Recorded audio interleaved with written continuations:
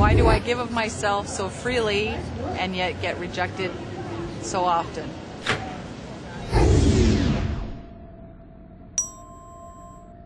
It feels that way to you at the moment, but let's look at what's actually happening.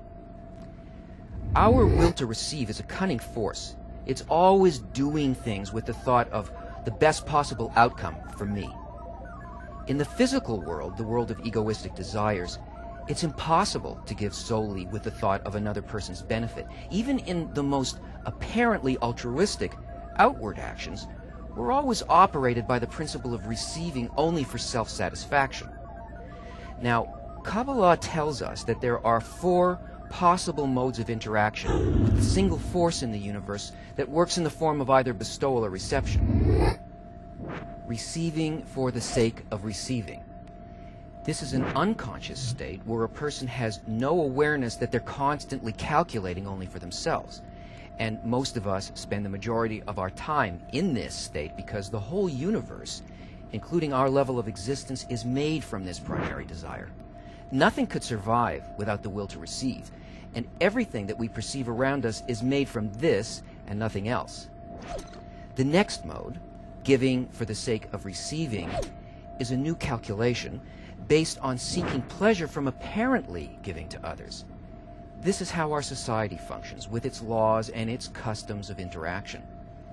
It's also an unconscious degree of reception because the true intention behind the giving isn't revealed to the person. It appears as if I'm giving to others, but in fact, I'm only trying to get more pleasure. I want something back from my giving. Fame, acknowledgement, love, a favor down the road, or peace in society. And this is how we make our mutual agreements. But all of the actions that I take in this world, including giving to others, are based in receiving because it feels good for me to give. Now, above our physical world, there is the spiritual world, which is totally concealed from us. The first inkling we can have of that world is when there's a restriction on the nature of reception created by a masach, or a screen, which is the appearance of an actual intention to bestow. That's the first degree above our world. Giving for the sake of giving. Here the intention to give is pure, though tiny. The inner intention of giving is independent of any calculation of the will to receive. Here there's no intention of self-benefit, no good feeling, no wish for society to live in peace just so it'll make my life easier, no gain in social stature, no increase in self-esteem, nothing for myself at all.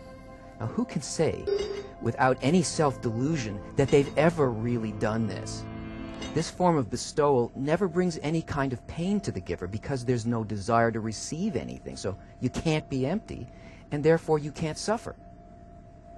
This degree seems impossible to achieve on our own, because it is.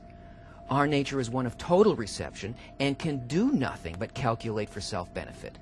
This degree is achieved internally by assistance from a higher level that creates this restriction on our will to receive as a response to our heartfelt desire to reach just that. Last and the most exalted degree that we can attain is receiving for the sake of bestowing. In this spiritual degree, a person calculates how much pleasure to receive, but only thinking about how it will please the giver of the pleasure, the creator. And this is in fact the very thought behind creation, to receive everything that the creator wants to give, which is endless delight. So the sensation of pleasure from reception is amplified by the pleasure created by not thinking about self, but only how it fulfills the creator's desire to give. And this eternal state the Kabbalists call the endless world, or Ein Sof. Now this all sounds very simple, but it's not very easy unless a person has a strong desire to reach this state above their nature. But with it, the drive for spirituality will become the dominating force in the human heart.